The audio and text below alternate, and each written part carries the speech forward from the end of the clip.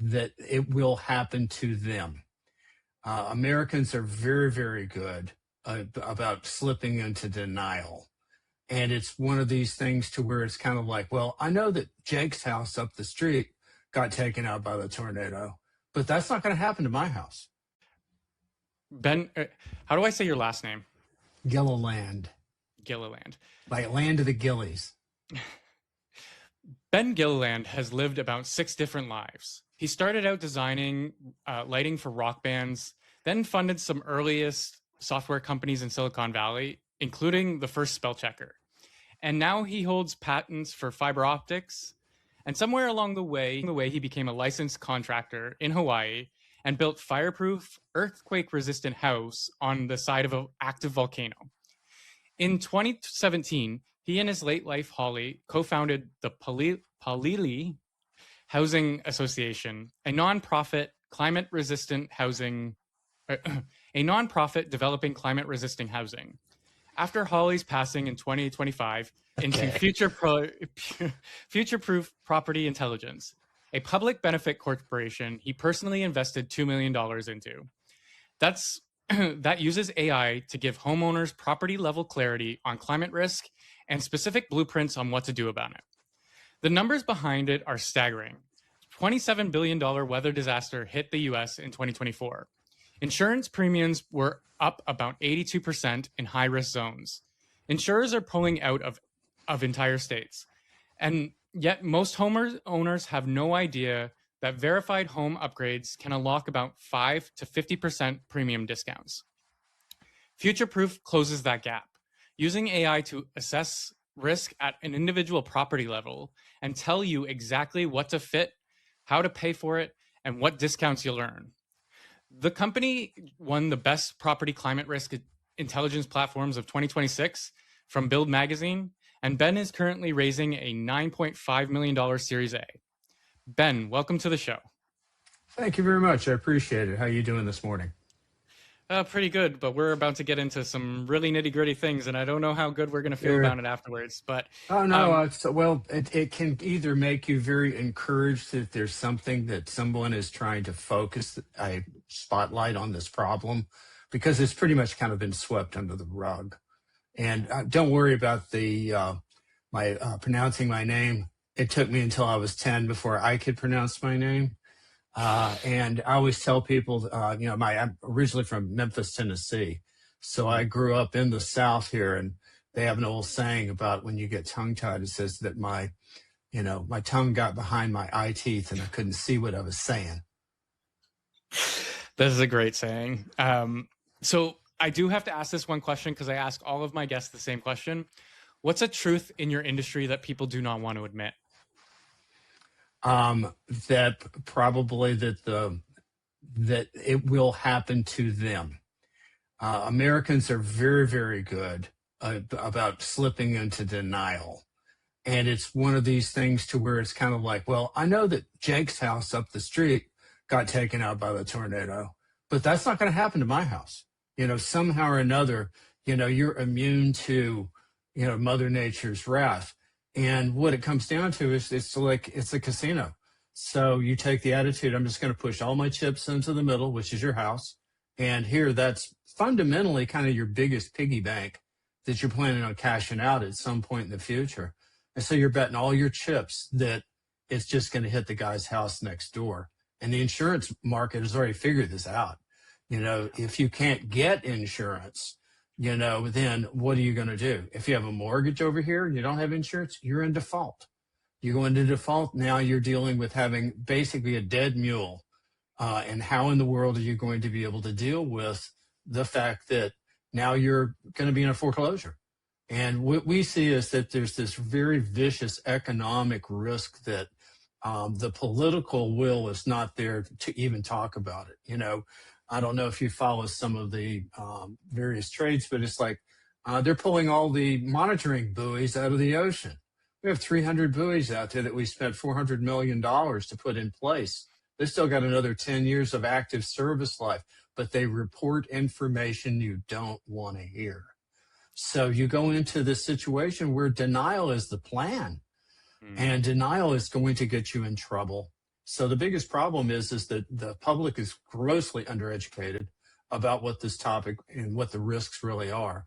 And then on top of that, you've got the political class that just fundamentally doesn't want to address it because it requires you also to now no longer coddle to the petroleum industry, who this is just such a windfall. But it's a one part of a whole series of problems that are out there that kind of all interconnect together. It's like, what's the problem with wind power? Now, I get this argument a lot of times because I'm in Hawaii. We're very environmentally conscious here. Yeah. And one of the things, though, that we do try to adhere to, and that is that people are the top of the food chain. And if it's going to come down to the fact that you may have to eat an coming to be extinct species, I'm afraid it's going to be on the table for dinner, and that's just, kind of the way the whole thing has been wired. But I would say the ignorance of the public and the political will of the people who are in charge to do something about it. The whole thing with Future Proof is that we're trying to present a private sector solution to what's really a public problem. And because we just don't see any movement on that in the near future. And frankly, even if you had more politically astute and gutsy people, we've run a lot of numbers. We've written a lot of white papers here. All of the stuff we're doing is based upon a lot of research work. And one of the things we did is kind of to see where we are. Okay, because we talk to people who are working on the carbon problem, and we give them a big shout out. It's a huge problem. They're not getting any help to speak of from private or public sector, from what I can see, but they're still pushing forward. But the numbers that we ran with this problem with housing is we pretty much said, okay, what would it take to bend the arc of carbon down in the atmosphere to start seeing any tangible results? And so from the numbers that we ran on it, we came up with a situation that if you did a full moonshot program and you basically had the entire GDP of the industrialized nations to put behind it, it's 34 years to bend the arc down. Now, the timeline for where the weather starts to really suck and how it can affect in the states, we have 39 million at extreme risk homes. Globally, it's over 100 million. That's $44 trillion worth of real estate. And you're just kind of like Pollyanna and just going, la-di-da, it won't happen to me. Well, the insurance companies kind of pretty much figured out that that's not going to be the case. And they're pulling in their horns. Yeah. Yeah. I live on an island too. We got the worst wildfires we've had ever. I just moved out here 2 years ago, and last year was apparently the worst wildfires we've ever had. Meanwhile, Canada doesn't invest in any sort of tech or water bombers or anything that we That's what I've heard. I just came from Vancouver. I was just up there a couple of weeks ago for Web Summit, and they were, the days I was there, they were on a watch for, they had smoke that was coming off one of the mountains or something to that effect. And everybody looked really uncomfortable about it. And same thing we had with Lahaina here, which is, from last I heard, had the highest incidence of property lost dollars and losses of life of any of the wildfires. And I'm not sure if that's a quotable statistic, but that's my understanding. Were you there during the big wildfire that happened not too long ago? Yes, I was. And we had one on the island where I am. They're the one island over from me. But our island, we had one burning up north that scorched 20,000 acres that was up there. And that area, we've got 11 microclimates on this one island.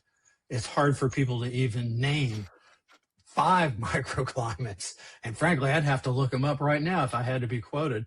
But if you go to the very north end of the island, that's one of the dormant volcanoes. So you're kind of in the mountain, timber sort of area, very northwestern-ish sort of area. As you come down the coast, now you're into what was the lava zone. So it's, these fields that look like the surface of the moon with these sprigs that are trying to break through the rock. And probably in a few thousand years, you may have a tree that comes through there. And then you flip over to the other side of the island, and you have all the waterfalls that are always in the films with, Blue Hawaii and all the other, movies about Hawaii with the pools of beautiful water at the bottom, people swimming and stuff. And as you move down the East Coast, it's jungle. And they have 211 inches of rain on that side of the mountains. It's a mountain ridge that runs down the middle of the island. We get 80. So it's a big, big, big, big difference. And of course, the south end of the island is an active volcano that's erupting even this morning with 1,300-foot fountains of hot lava and throwing off some nasty stuff on people's cars. Does that not scare you, like living that close to a volcano? Not really. To me, it's kind of a calculated risk. Now, I wouldn't want to live down south, because that's where the hot spot is that's under the island that formed all of this. I'm on the side of an active volcano now, which is the Hualalai volcano. It goes off on average every 137 years. I've got about 32 more years before I come up on that number. So let's see, I'm 73, that's 32. Nah, probably not going to have my daughter now who will inherit this house. She'll have to make that decision as to whether to stay or go or whatever she decides to do. But, this is my home, even though I spend 2-3 weeks out of a month in San Francisco Bay Area, because that's kind of like, as I tell people, if you want to make movies, go to Hollywood. You want to be on Broadway, go to New York. If you're going to do digital, better be in the Valley. Then there's me trying to make a new type of media company in the middle of nowhere. So it's a lot of things come out of the middle of nowhere, my friend. I mean, it's I've been around this technology now for 44 years, something like that, because I arrived out of the rock and roll business about 82. I was in Los Angeles finishing up a job for Stevie Wonder. And consequently, I got a phone call from my friend up in, he was in Mountain View, and he was going, "Hey, man, you need to come up here. We're doing this crazy thing called a personal computer." And I was going, "What's a personal computer?" And then he described it. And this was right when the IBM PC was being launched with the Charlie Chaplin ad with the rose on the computer. And of course, it had 2 floppy drives. So you're like really sporting at that point. But, I remember the first hard drive I bought, I got a 10 megabyte hard drive, cost me $3,000. Now I can buy that on Amazon for like $9.95, maybe get 2 for $1, and it's a terabyte. My favorite statistic is we went to the moon on less calculation than a basic calculator nowadays, less of a computer than a calculator nowadays. And that's just impressive that the level of skill we had and the technology we didn't have, but we were still able to make off these amazing feats. That does beg the question though, like, why have we taken so long to do it again? Commerce. It didn't have a profit margin. Now that we broke through that barrier last Friday with SpaceX. Yeah. And so with that money, the plan is bases on the moon, heavy lift rockets that are basically going back and forth like city buses. That is a jumping off place to be able to go out more extra, was it extra galactical? Anyway, to another planet, off and beyond that, and I think that those are all admirable adventures on, to like the one step for mankind crowd. But I'm really kind of more focused right now on the one step for the guy who can't afford a home, the guy who's going to lose his home, the family that could be in a better position if they get caught in the storm. I'm just more people wired. And I spent 12 years just moving money in London from point A to point B and raking off a few basis points as it went by on whatever the project was that was being financed. And so one of the things that I learned from that experience is you really can't have much of a heart, and because that business runs on your mind. It's a numbers business. The people that you deal with, it's like dealing a lot of the legacy wealth, I guess is the best way to put it, where, it may be 5th generation that, great grandpa was the one who was the innovator, and he's the one that built the family, the legacy for the fortune. And, they've been able to, maintain it, compound it, keep it going. And, but the people who are in the fifth generation, at least, and I'm speaking strictly from the people that I've worked with, I'm trying not to make too broad a generalization, but I found that they were very fearful of losing that money, that they had little to no marketable skills. They had great education because their daddy's name was like on a brass plaque, on somebody's institution. So it was pretty much a purchased diploma. And I felt really bad for them at times because their lives were just so basically unhappy and just didn't have much joy. And so that's when, in 2000, I bailed out of that, bought a sailboat, moved to Key West, Florida, and wrote 3 books and salvaged treasure for 2 years, and just basically did a major epiphany life makeover, and came out of that living from my heart instead of living from my brain. This is something I just did like not too long ago. Like the whole creation of this was me bailing on my entire life and coming out to here with my partner. What did you need to feel in order to do that bail? Profoundly unhappy. Okay. Because, excuse me, when you reach a certain level of income and wealth, and I was never mega rich by any stretch of the imagination, but when you reach that particular point and you've had the private jet, and you've had the BMWs and the Ferraris or whatever you're driving, and the nice houses and the condos on the beach, and you then settle in that evening in one of those very nice places, and you find that you're still profoundly unhappy. Usually you start to think about self-medicating. Now, in my case, I've been a very anti-drug person, even through the whole rock and roll era. The rock and roll era, I was the guy who was the bag man who took them to the ER when they OD'd. So, somebody had to be straight, and be able to take care of business. And so that, was kind of my role.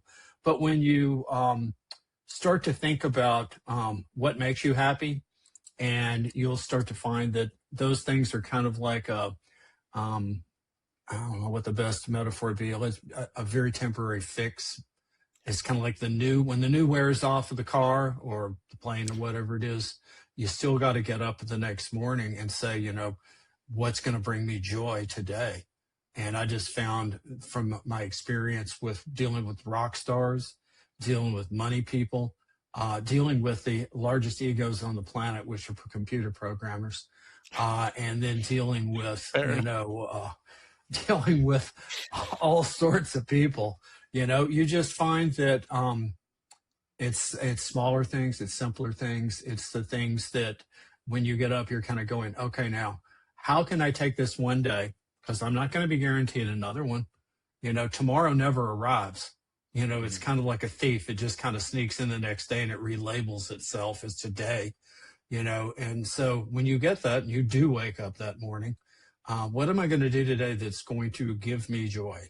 And I've just found those things revolve more around trying to give back to people, the things that I write is to try to be, from my experiences, which is a book that I'm writing right now, comes out, talks about the journey, I guess you would say, from my first business that I started at age 15 to current, and the getting ready to be 7th career, because the book thing is probably going to wind up taking over, part of my time as well. But after the loss of my wife, it was kind of like, okay, what do you want to do with your time?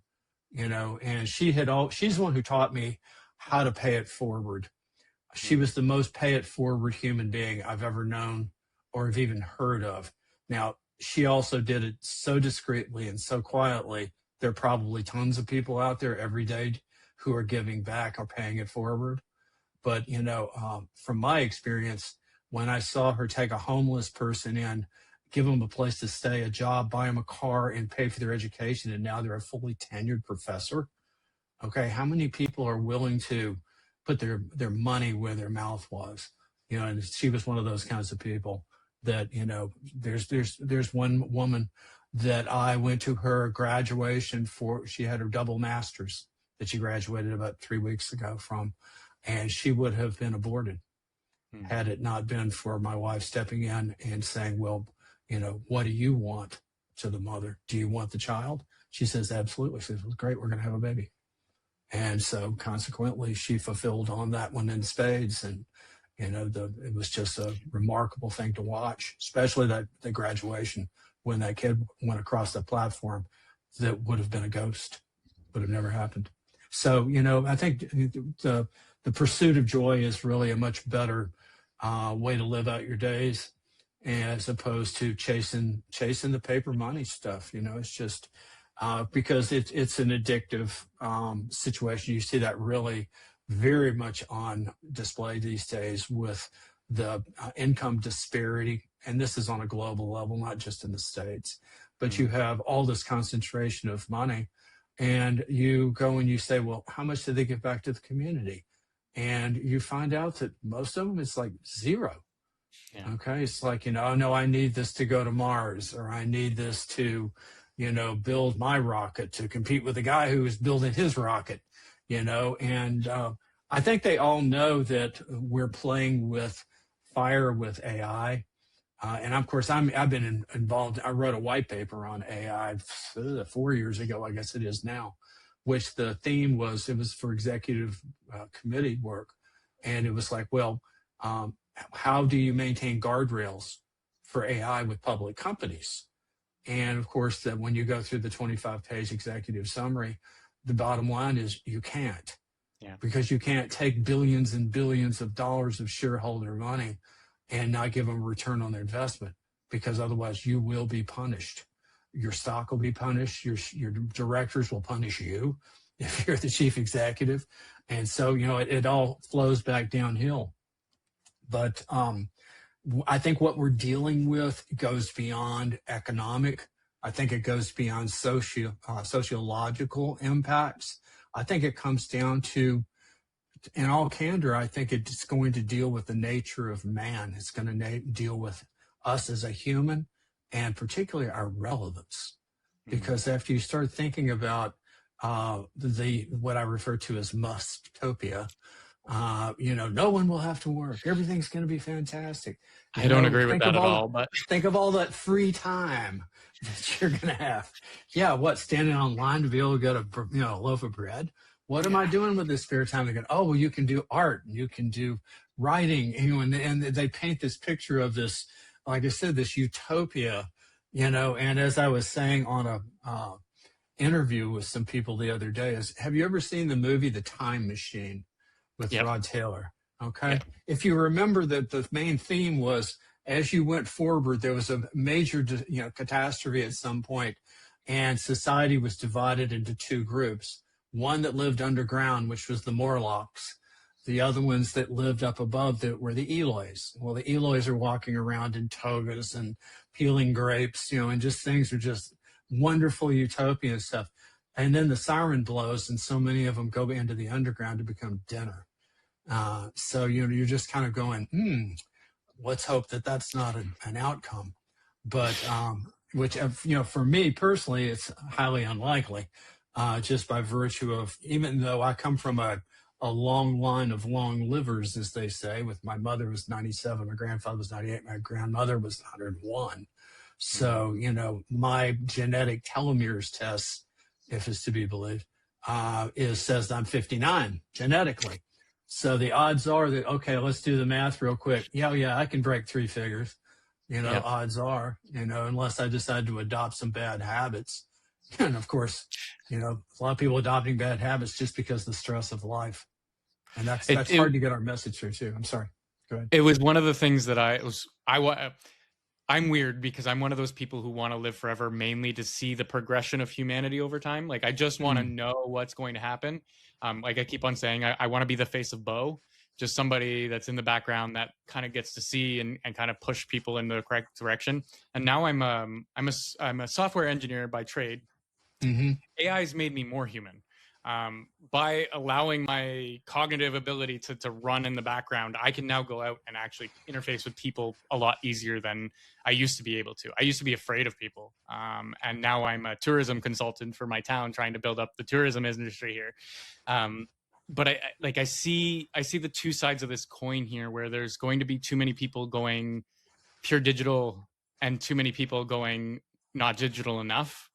And I worry that we're not going to have a happy medium in between. But I Are do you also thinking understand. that, are we talking basically transhumanism with the too far? No, more just they're going to spend more time online, Mm. more because their ability to not go anywhere, not do anything, not connect with people in an actual fashion is going to. COVID really locked people into their own minds. People are Big time. stuck and understand and thinking that as long as they connect with people online, they're doing the same social mechanism that they're doing in reality. And Which we both that, know is not true. yes, there's so much you learn from just the human aspect and integrating with humans. It took me a long time to figure that out. Moving out here was uh,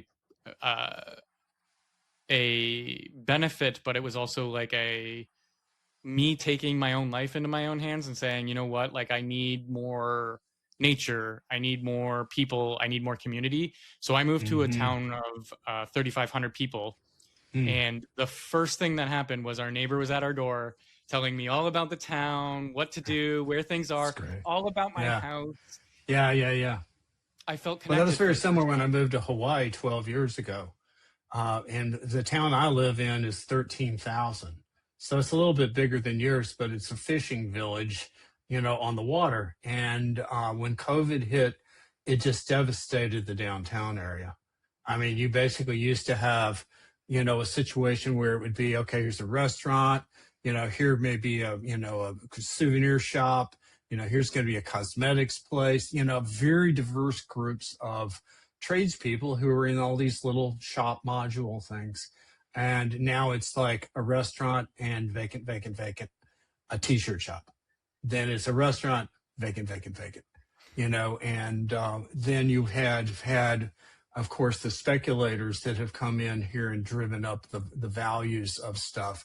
If you're a podcaster or a video creator, this is the all-in-one AI video editor you've been looking for. I've been using Async since day one, and it's amazing to watch it progress into a complete powerhouse for creators. Especially for people like me who, well, can't edit for shit. Async leverages AI to give you total control over your video. You can record, edit, generate clips, add subtitles, and even dub your content in over 15 languages. Plus, it lets you upscale your footage and easily repurpose your content for different platforms, all without ever having to switch between different tools. It's truly a game changer. So if you want to streamline your workflow and make your editing process painless, check out async.com today. The link is in the description below.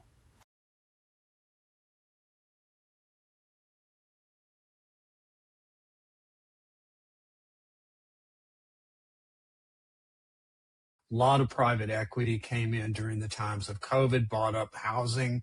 The average cost for a house here now is $1.4 million.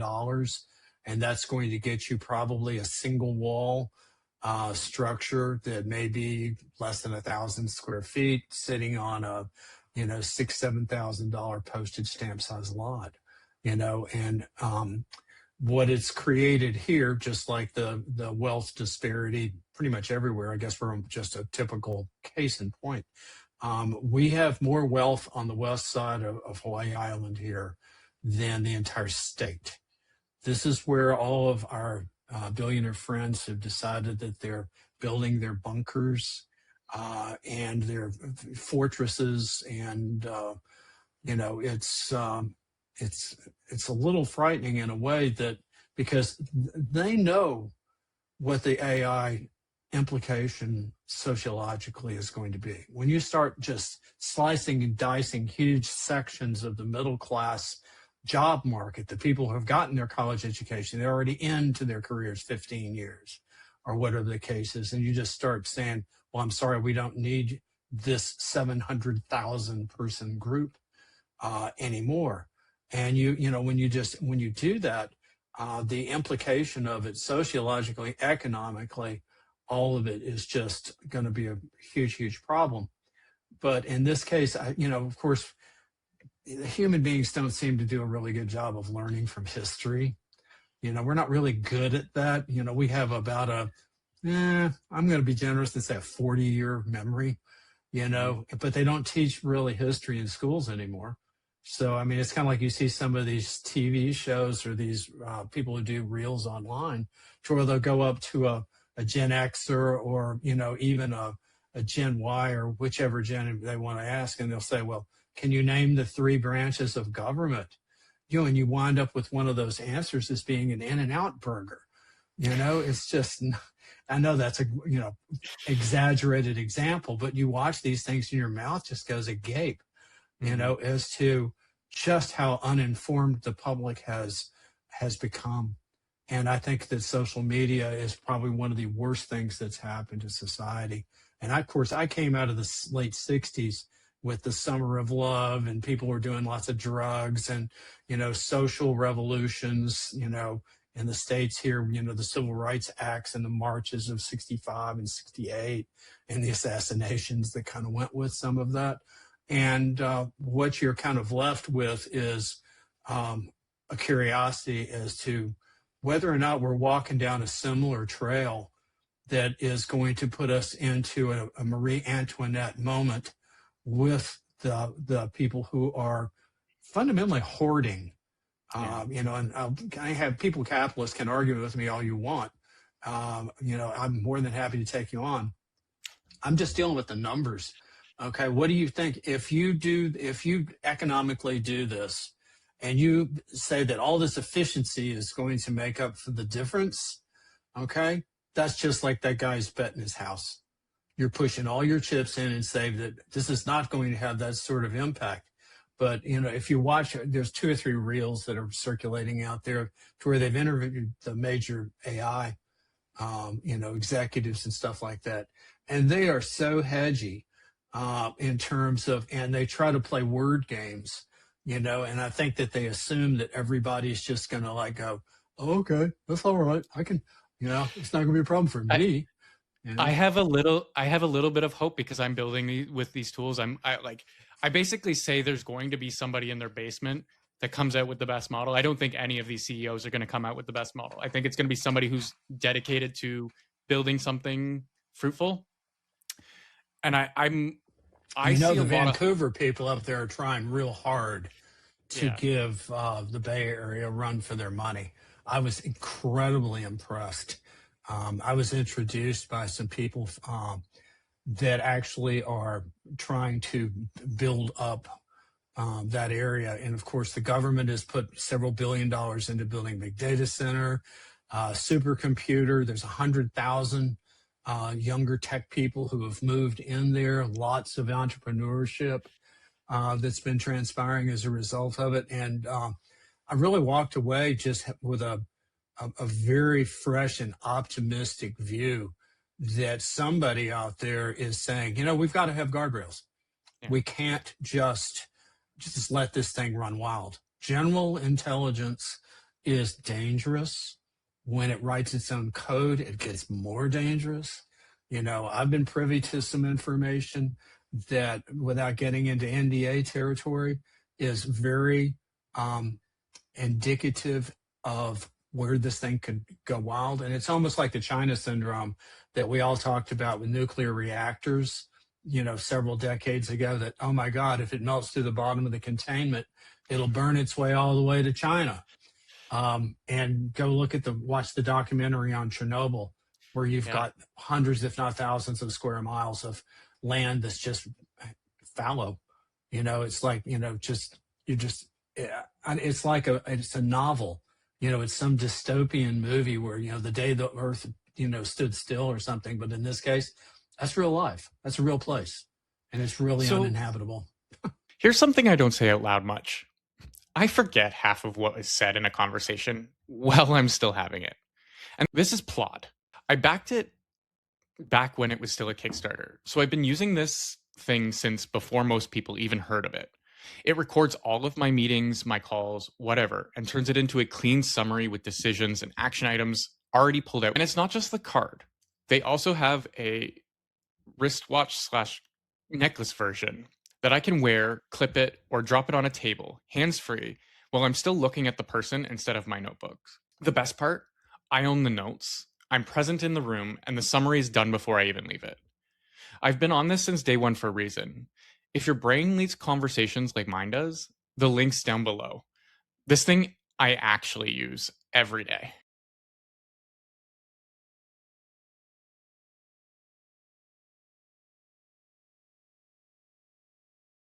This is kind of going into how you've set up your future-proof company. Like, I wanted to really understand how a public benefit corporation works, because Sure.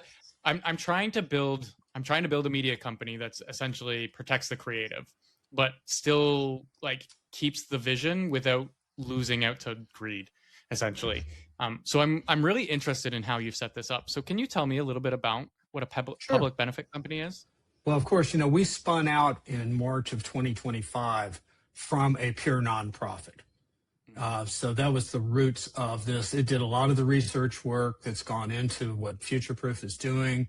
It developed, materials on its own for fire resistance and seismic and all sorts of stuff, which, by the way, our seismic home got tested a couple of weeks ago. We had a 6.0, and we walked around after it was, stopped rumbling. And the only thing we had were 3 pictures that weren't square on the wall anymore, because it worked. It Yeah. actually, it field tested, to withstand what it was supposed to do with flying colors. But the nonprofit world, of course, and the for-profit world are totally different animals. They literally are opposite ends of a string. And somewhere along the string in between is a public benefit corporation.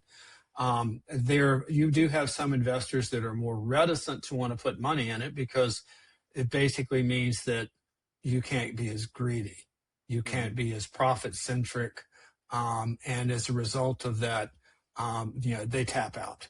I had one, in fact, that basically said, "Oh, we help people. Sounds like a nice side effect." I'm going, side effect. Even if you wanted to invest, I don't know whether I would take your money, because that's just not where we're at. Even though we have had to go back and play in that playpen.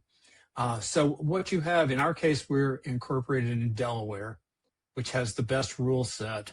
There's only a couple of other states down here in the lower 48 that you can even have a public benefit corporation. In fact, that's OpenAI started as a Delaware, nonprofit, and has now, I think they've been totally into their, PBC now. But fundamentally what it is you have the heart of the nonprofit, in the sense that you have to put people into that equation, and then you have the ability to sell stock and be for profit. So it kind of balances those two, and it all comes back to what you write your mission statement to be. In our case, our mission statement dealt with the creation of new technologies in order to be able to address the housing issue of its climate resilience, and the automation of the process. That we just had another white paper that we released last Wednesday, something like that, which deals with, will people actually use this pipeline that we're building? And it kind of came back, and it was a little on the surprising side, but then not really. It basically said that if you go in there and you're telling people that you're doing this for the climate adaptation, then it's kind of like, thanks a lot, have a nice day. But if you bring it in and you say, this is going to affect your insurability and your affordability of your insurance, this is going to address your property depreciation, that hasn't gotten really much press at all. Because in the States now, all of these properties that are in these high risk areas are depreciating 1.4% year over year. Now, if your average hold is 7 to 10 years, by the time you get out, your piggy bank is now 12 to 14% down. Most people buy their house for appreciation, not depreciation. So in this particular case, our mission statement is to address an automated system to be able to give people the information. First of all, is your house in a danger zone? And if it is, what's the problem? Step two is, what can I do about it? Because part of our mandate in the nonprofit was, don't just present the problem again. Everybody, it's kind of like it's like the 1.5 Celsius argument. Okay, well, we blew through that already. I think last summer we went through that. This year could be just probably worse with El Nino, at least in various places. But with the things that we were trying to address, we just said, don't just give people another heartburn, because they just, you're kind of going, oh, it's the apocalypse. Yeah. And they're kind of going, well, I can't do anything about that. They go out in the backyard, drink a beer, and play. I'm a millennial. I've been through enough crises in my life to deal with, to just be numb to it all at this point. Well, I'm the tail end of the baby boomers. And in my particular case, I've rid this snake here for a long time, and I've been through numerous different crises in that sense. I was around for the oil embargo crisis in 1974, and then the inflation crisis that followed it, where it was 14% mortgages. And then, it's just like, if you study history at all, you'll see that things run an 80-year cycle between major disruptive events. The steam engine, electricity, the internet, and now artificial intelligence. The major difference is the fact that you had 80 years to get used to the idea. Oh, steam engine, great idea. Okay, disruptor.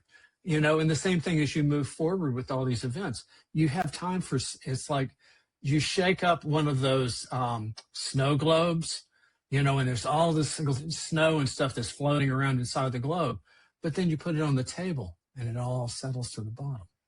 Okay, well, what we're dealing with right now is AI is the snow globe in a friggin' paint mixer. And it's just like shake, shake, shake, shake, shake, shake, shake, shake, shake, shake, shake, shake, shake. And that's all you're getting out of it. And nobody's paying attention to the guy running the shaking machine. And I think that that's where it's going to really come back around hard, because as a result of these God complexes, that goes right with the money. The money is it happens sometimes. Small town, huh? One of the moose stepped on the box, man.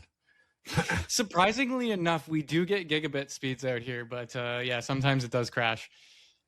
Oh, it crashes here. I'm on an island 2,500 miles from everybody. Mm-hmm. You can draw a circle from Hawaii, and it's literally 2,500 miles to anybody. Whether you're going to the West Coast, you're going to go to Fiji, you're going to go to Japan, Hong Kong, doesn't matter. It's all about the same, as far as that's concerned. And which is kind of a blessing and a curse. The blessing is that if things really just come apart on the mainland, we have 2,500 miles of shark-infested waters. You're not likely to be coming here on a raft. So that's one of the reasons I moved to an island. There you go. What can I say? And of course, the other thing is the downside is that everything comes here on containers. So, we've in fact have been trying to kind of bolster that necessity up. At my house, I've got a huge orchard that I've got every vegetable known to man. I've got citrus, I've got avocados, I got, that's, doesn't mean that, it's going to be the fat of the land. But, we also have got, we're kind of more prepared that if we were to have a hurricane and it's going to knock out the shipping, the electrical systems and the docks that offload these containers. Because right now the warehouses have about 2 weeks of supplies in them. And that's not very much when you start thinking about what the problems are. So some of the fathers running the government here, and we've got a pretty good governor. He's a ex-ER doctor, so he looks at everything through that they do no harm lens of a physician, and I think that's a big plus. I think he's running unopposed this year, as a matter of fact. Nobody's come out and said, "Oh yeah, I'm going to run against Governor Green," but he's been going out there and saying, "Look, you need to have a couple of 3 weeks worth of water. You need to make sure that everything is not in the freezer, because after a few days, the stuff in the freezer, you're not going to be able to eat 175 pounds of whatever it is that was in there, so you're going to have to, just be prepared." And that's one of the things that, I'm getting ready to go out and do speaking circuits and some other stuff to raise the awareness of the problem that we're actually facing. Because I really feel at times like we had one of our national heroes is Paul Revere. And when the British were invading in New England, he was out riding his horse saying, "The British are coming, prepare." And everybody was running out the door with their muskets, and taking up the cause. So, I feel at times that's kind of what my role has become in this, is the spokesperson for the crisis that hasn't happened yet.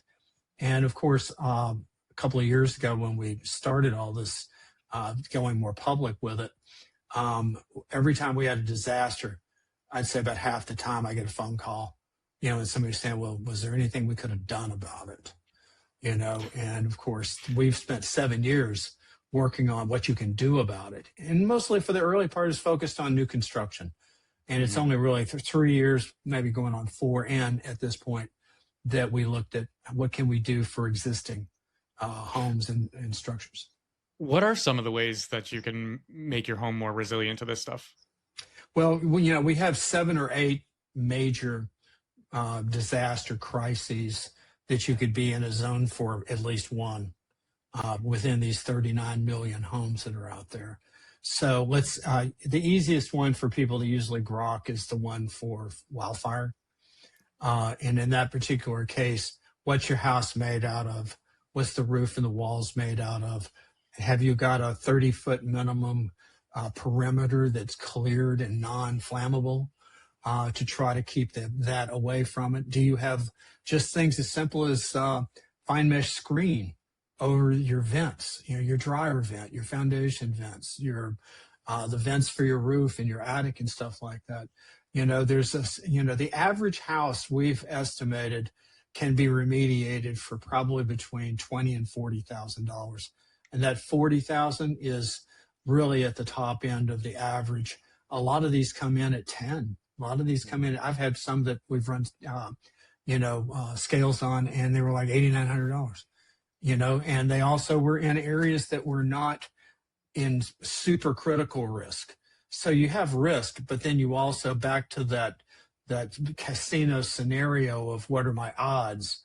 Your odds of a wildfire in a given area, that if it happens in your area, yeah, you got a problem.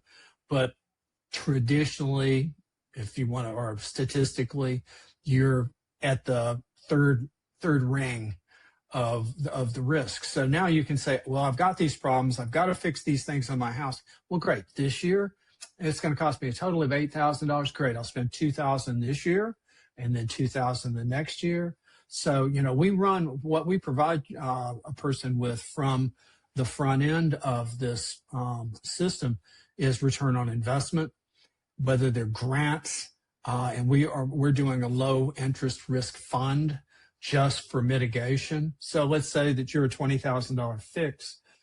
In this particular case, we can get $10,000 from the state or the county. Then we can give you a loan that's 0.2 points below what your HELOC would cost. So now, you're in the situation where you're only picking up half of it. And with the interest rates that are associated with it, and you stretch that out over a 5-year period, you're dealing with, $80, $100 a month, and now you also have your insurance that's going to get better, odds are, and you're also going to stop that depreciation. Out of that same study that came back and that said the depreciation was 1.4% year over year, it also came back and said if you harden your house, it'll probably sell for 6 to 8% more above appraisal. So, it's an investment that pays for itself, at some point. And our third leg of that stool is that governments don't have the money to handle multi-billion-dollar events. It's just not there. And of course, in the states where the federal government has just stepped out and just said, good luck, you're not going to have any white knights coming in from that situation either. So as a result, better prepare. You better take personal responsibility for what you're going to have to do. And the governments are going to pretty much come in and say, we have to protect the community. Our job is to protect the community. And so as a result of protection of the community, we're going to pass some building codes. We're going to say you've got 2 years, 4 years, 5 years, whatever it is, to comply with these new standards. You're going to have to remediate your house to protect your neighbor and your neighbor's neighbor, because the community risk is part of the equation. We spend a lot of time in our analysis, not just looking at your house specifically, but looking at what's Bob's house next door look like.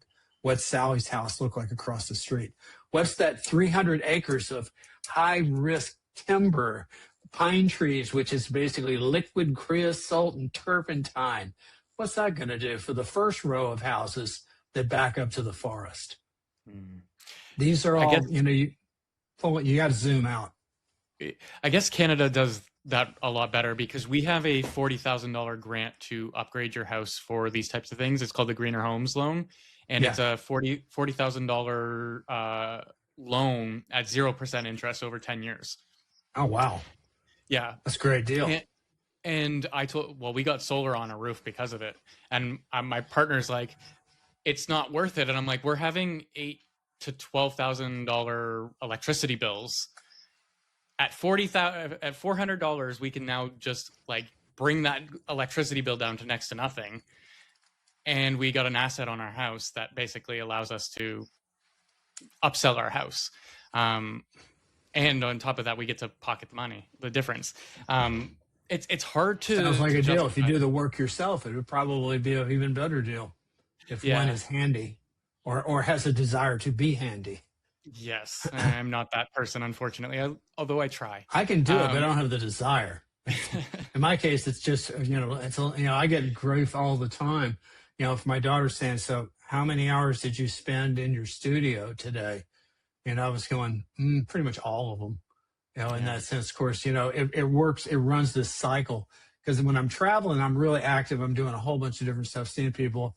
I don't rent cars usually. I usually try to Uber, and I get the electric cars that are associated with that. But then, when I get home, it's catch up time. It's like right now, this book that I've been writing, that my people in San Francisco are going, so how we doing? And we're kind of going, did you work on it last week? No. Did you work on it this week? No. Anyway, though, so last week was kind of like the first of the month is coming up, and, you're going to be jamming out of Hawaii. You want to write the rest of this out on a laptop in a hotel? And I'm kind of going, no.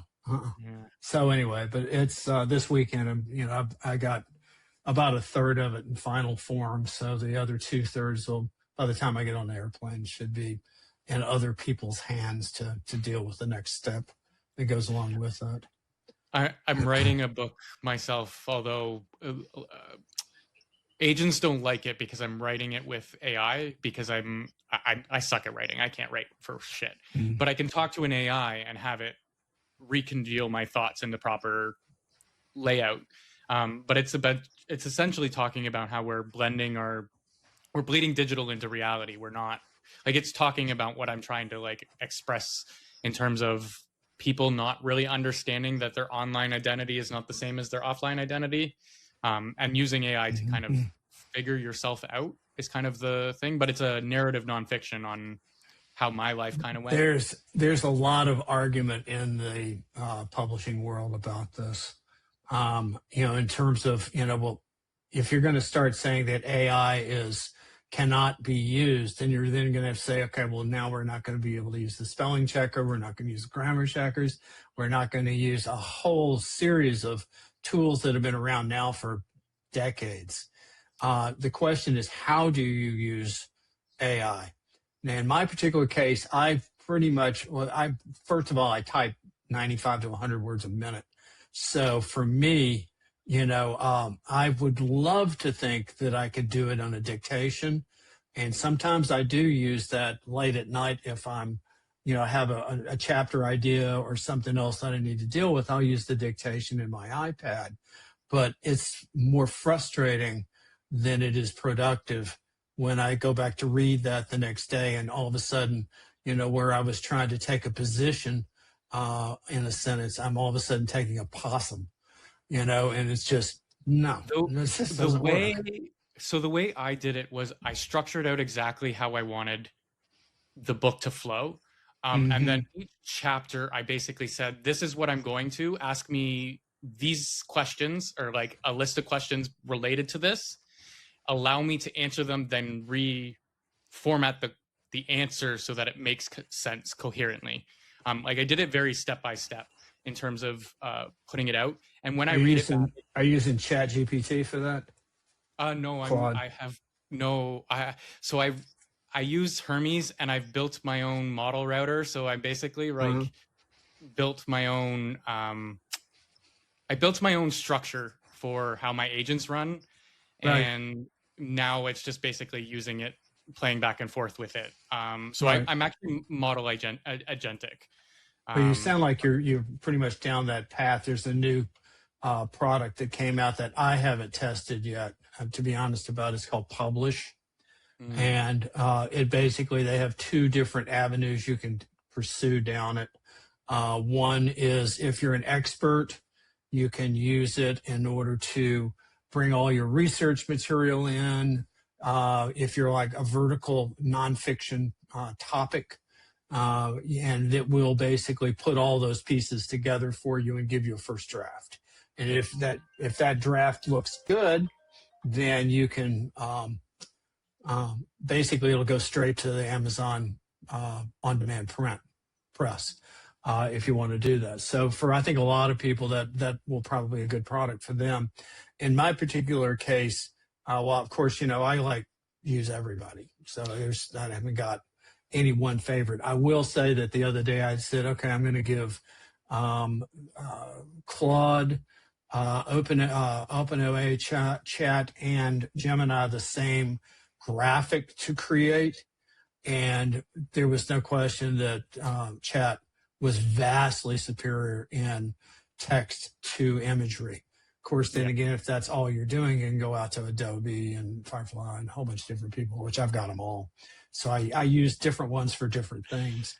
But in my particular case, how I write is that I pretty much lock on to what the first sentence is at 3:30, 4 o'clock in the morning on whatever I'm doing. And that's where I am closest. My antenna is most tuned into the resonant field of the quantum field, which I very much have in this book. I talk about the fact that everybody,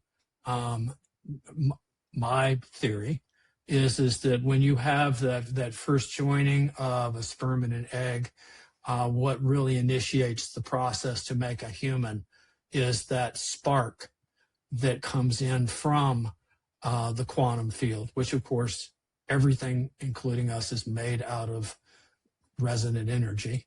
That's mathematically not even in debate anymore. So that spark comes in, and I believe that it carries with it potentially all knowledge of all things. And then from that point forward, it's up to you to figure out what you're not going to forget as you start to, you take that spark and the child is born, it goes into this environment, and now you've built a carbon taxi cab for that spark that's going to travel a certain razor thin slice of time that stretches from infinity to infinity. And then at the end of that cycle, when you've worn the cab out, that spark goes back in, which, if you say, well, if it's all-knowing, all-seeing, if whatever you want to call it, field, then what are you contributing? Why are you here? What's the purpose of the cycle? And the best I've been able to come up with on that is what the field cannot generate on its own in its consciousness is the emotion of love.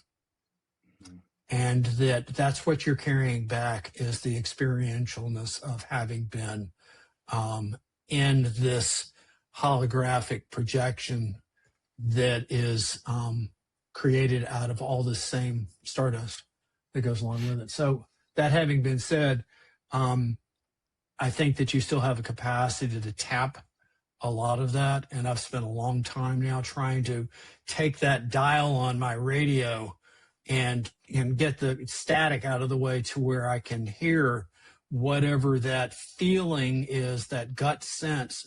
Or in my particular case, I write a lot. My mother asked me when I was almost 16 years old what I wanted for my birthday. And I think she was expecting a car. That was my general feel of it in hindsight. And I said, no, what I want is an IBM Selectric self-correcting typewriter with a box of correction tape and 3 font balls. Anyway, that's what I got. It only cost her $900. That's a cheap car by comparison. I got an '83 El Camino built with my grandfather, so it's there a little you bit go. different. That's fun. That sounds like El Camino's a cool car. My daughter would be very envious of that. She's really into muscle cars and especially Chevelles, and Chevy SSs and stuff like that. That's her my jam. My grandfather was a big auto guy. He built all his old cars, and he asked me what I wanted for my first car, and it was an El Camino. So he went out, bought the body, then we went out and worked on it, and it was my first car. Unfortunately, I had to sell it to go to school and do everything, but it's now tattooed on the back of my back, and I hold cool. I hold that very dear. And now I've got a '84 Nighthawk sitting in my basement ready for me to rebuild because that's the bike I've always wanted. So I do have... It sounds like you're heading down the right trail there. Yeah. I do have one final question just because we talked about quantum theory. Does everybody who becomes more understanding of the complexities of the world now become a philosopher? Because I feel like that's how everybody you will say whether they will be or they are. Are they becoming? Are they becoming? I think that when you start dipping your toe in that water, and I've been in it for a couple of years now, and the thing that it all of a sudden became real for me is when all of a sudden you have all these mathematical theorems that suppose this and suppositioned that, and they didn't even qualify to be a hypothesis because you have to be able to have reproducible results in a laboratory setting for science to now say it's a hypothesis, because you still don't know, but you feel more confident in that. And I think that when a lot of these theorems, particularly certain ones that Einstein was chasing and never caught in a couple of cases, and has been proven wrong in one specific case, then it took a different personality, because everybody has been talking about, well, what are things really made of? And you always went to school and you say, oh, well, they're made of atoms, and atoms are made of electrons and protons, and you have positive and negative charges and all these other things in physics to explain what we're made out of, because we know that, we're kind of the odd duck on this planet. How did we wind up being the top of the food chain, for one, which is really a different question. But what came back to me out of that was, if in fact everything is resonant strings, which I believe string theory, they have not pushed across the line yet for a hypothesis, but at the same time, they'll tell you they haven't got any better ideas. So, I think it's really hard for them to put that in a lab setting, even at CERN. But as a result of them being able to just keep breaking things down, and they are now saying, well, everything is comprised of these resonating strings at a subatomic level. And the thing that where it gets crazy, but this was one of Einstein's indigestion cases, and that is that they are in superposition, which basically means they can be anything. They're kind of like stem cells on a cosmic level. And so as a result of that capacity to be anything, what makes them become something? And now this starts to get into consciousness. And for years, we've basically said philosophically, we as humans look out at the universe, and we, because of our consciousness, we're able to say that's a star, that's a galaxy, that's a planet, that's a table, that's a chair. But what it actually is a naming convention, and that it originates from our consciousness. It's not an external observation. So that means that basically you are manifesting this at some level, collectively, who knows?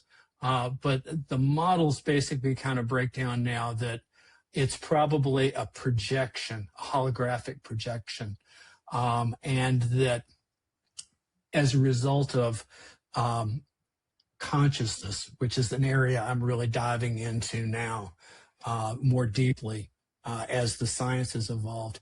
If that's the case, then why, technically, if you want to say that at a certain level, it's kind of like, well, if I'm not looking at it, does that mean it's just a bunch of resonating strings? So back here behind my head, it's going, does that mean if I could turn around really fast, would I see it?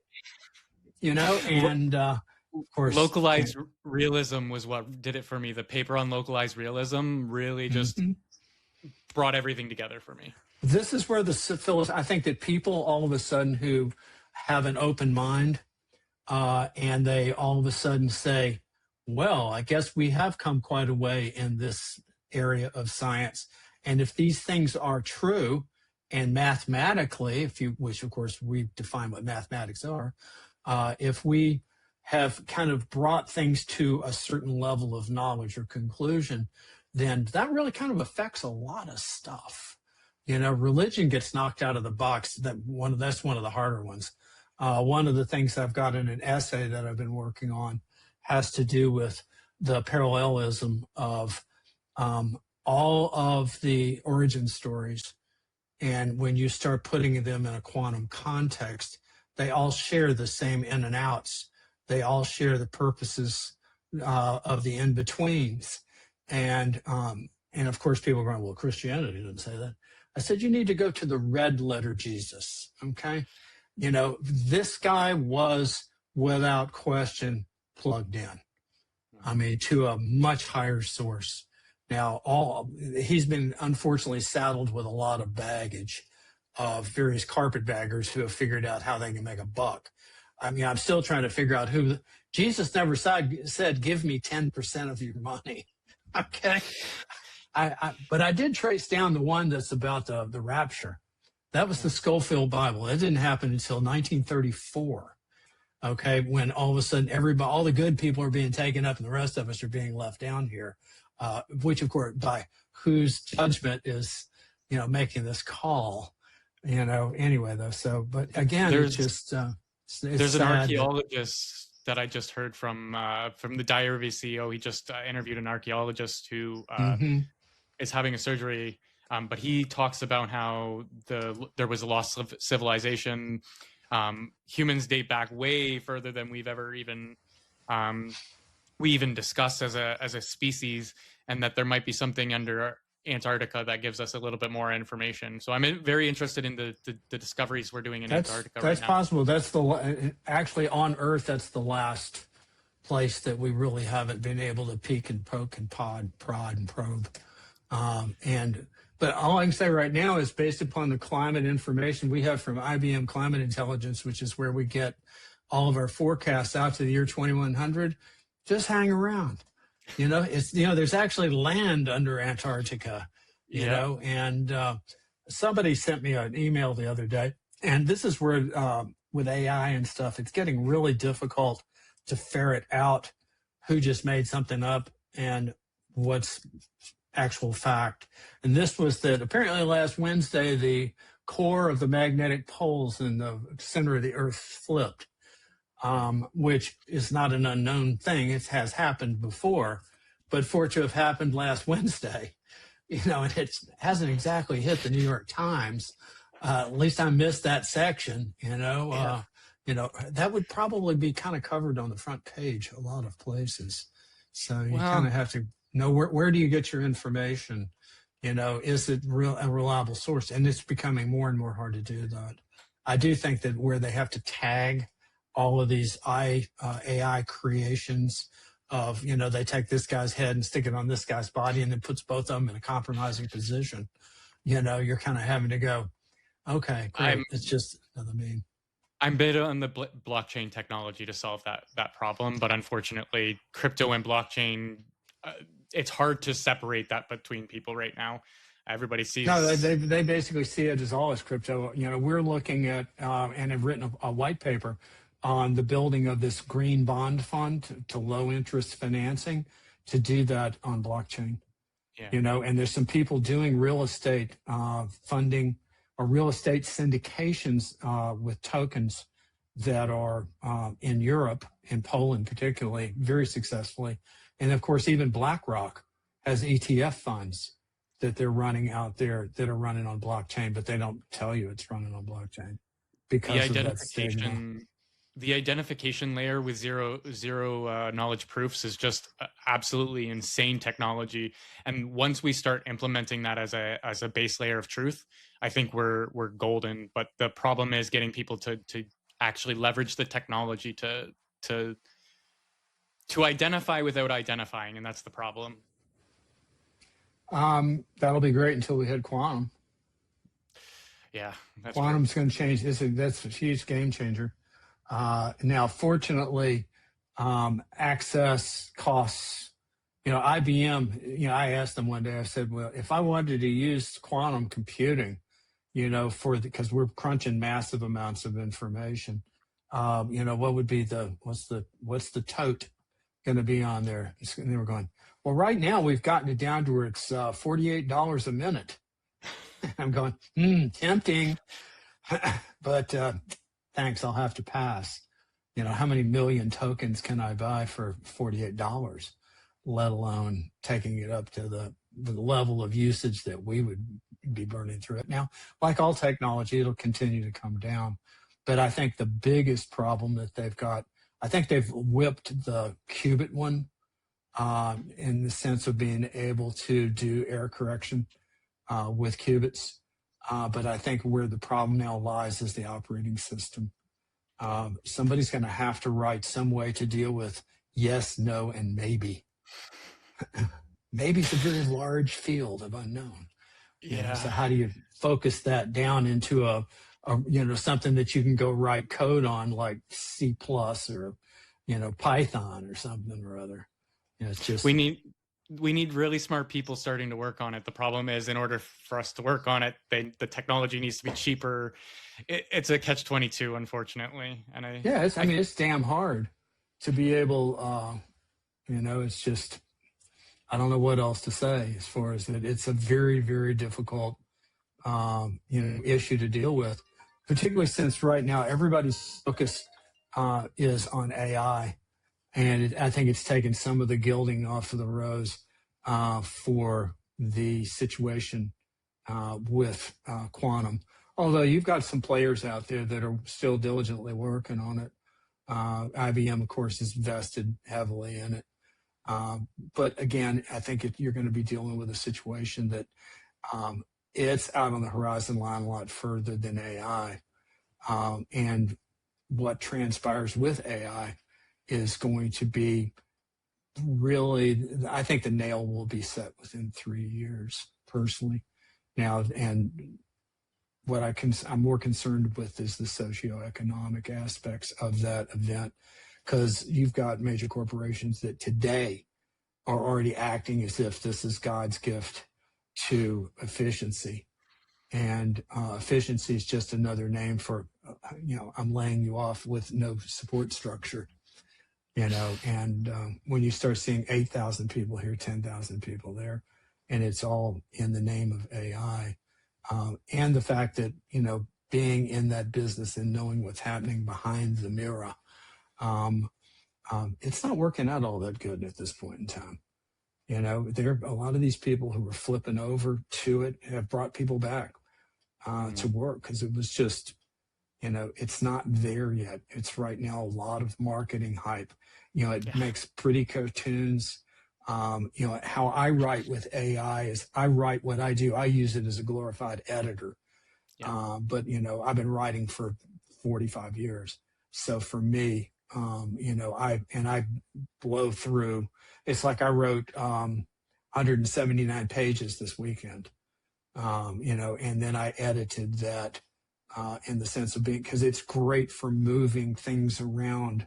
Because I worked on movie sets, and they have one person who just sits there in a chair, who's the continuity person, and that's just to make sure that when they stop the camera, when they pick it back up, the gun is in the guy's hand in the right place. They're at the right point in the script.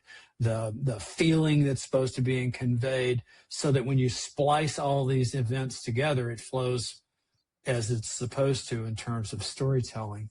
So I think the same thing probably applies with the use of the AI, because I'll move entire paragraphs around, and for me to cut and paste those, is much more time consuming than for me to look at it and say, this paragraph needs to be, and only thing I have to do is take where it's going to go in is to take the first word and the last word with an ellipsis in between and say, move it there. I spend more time coordinating, because I have councils of things now. So like I basically run councils, and they talk to each other to make sure everything's coordinated. But I spend more time coordinating with the council so that they're doing it right than I do with the output anymore. And it's I don't know. I'm at this point where it's like, it works when I'm monitoring it, but I can't leave it alone. And I don't think this is the why I don't like the tech CEOs saying like, oh, this is God gift to the world, because I'm like looking at it and I'm like, I still have to baby this thing. I still have to like nudge it in the right direction. I still need to use my knowledge, my understanding, my expertise to make sure it's right. And these guys are like, oh no, it can take over your entire workload tomorrow. And I'm like, there is absolutely no way. Even if you have behind the scenes models, there is no way. I can't see it. So yeah, I agree with you. I think I have a guy who's on our team, and he's one of the things they do with AI is integration into legacy big enterprise systems. I feel bad and for he'll him. have he's got about 14 people that all have the same case of heartburn on a given day, probably. But in his particular case, they'll do some vibe thing that the guys ahead of IT will go, oh, this is going to be a great tool, da da da. And then of course they try to implement that in house, and it just falls on its face.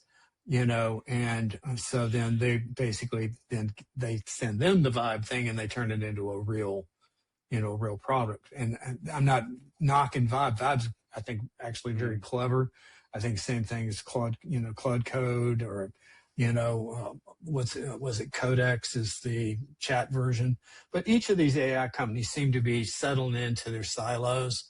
It's kind of like, if I really want to do a really interesting graphic, or graphic that goes into a business plan or something like that, hey, chat does a fantastic job for that. And there was this race at one point in time between Chat and Claude on that. So the other day I gave them each the same prompt set. This one comes back with photorealistic people walking down a path along a beautiful river with green pine trees and clouds blowing through the skies and all that stuff. This one over here looks like, Pokemon, goes to the market. It's just like horrible graphics. Fable showed that they're getting there. They're getting better. But then they backtracked on Fable, so now we don't even have access to it. But I see it coming. I just don't see anything. I don't believe anything they say anymore. I'm one of those people who now need to try it to see. But we're a little bit over time, so I just want to give you the last little bit to talk. Sure. Where can people find you? Well, there's 2 or 3 things where you can find me. As far as future proof, you can get me. You'll find me all over LinkedIn, which has been Gilliland at LinkedIn, and then I'm also on just about all the other social media channels. You can just search for me there, or you can go to the Future Proof website. You can book an appointment with me, 15, 30, or an hour. Depending on what that is. We've got the podcasts that we've done that are going up there. That section's under construction. We've got more blogs that are getting ready to come out. And what we're doing right now is working on the front end of this product. That's going to be the kind of the sales lead component that a homeowner can evaluate their house, get a score, see what they need to do at a kind of pre-construction level. And then the contractor can purchase the lead and go out there. The second piece of that we're working on is where it scans the house and generates a re-engineering plan and then spits that out as blueprints and estimates and the financing aspect of that. So both of those are under construction. For me personally, I've got a book that's coming out probably about a month, something to that effect. I run a media company as well that's kind of an adjunct to this in order to raise the awareness of what these problems are that are out there and talk about quantum and how that fits in. We cover political stuff. It's real diverse, and that's under resonant structures, which is, you can reach me at BDG, the number 3, at either futureproof.org or resonantstructures.org. And the book that's coming out is Life at 7X. And that basically deals with all the various things that I've been through with 6 different careers, running from rock and roll to climate mediation technologies, and now off into trying to raise public awareness, because we see that as probably the biggest, I don't want to say enemy, but the biggest obstacle to what we're trying to do at Future Proof. So since I'm already kind of out there with a target painted on me anyway, one of the beauties of getting old is, and this, I'll clean this comment up for your audience, not knowing who that is, but it's kind of like when you really get old, you don't really give a F about whether you have a target on you or not. It needs to be said. I'm a truth teller. It's not my responsibility how you take the truth. It's only my responsibility to tell it. And so that's kind of, my attitude about it at this point. And we think that all of those will come into their maturity.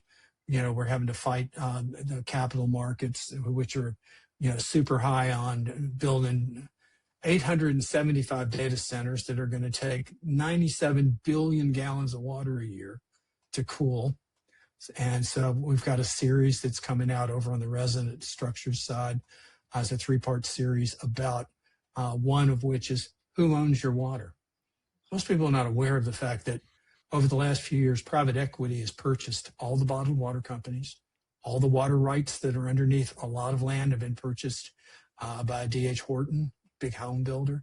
And they've cut deals to manage the municipal water systems with every major one in the States.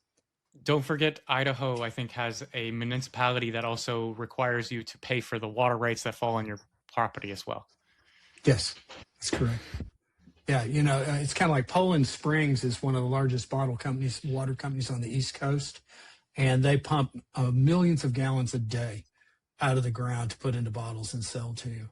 And most of that comes out of the state of, I think, New Hampshire. Mm-hmm. And you want to take a wild guess as to how much they pay for that water? Oh, I don't think they pay anything.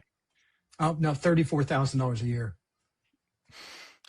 Well, I guess they're paying something, but yeah, that's just depressing. Well, that doesn't even pay for the grease on the pumps, as far as that's concerned. Of course, it's not their pumps. The pumps belong to the municipality. They don't pay for any of that maintenance.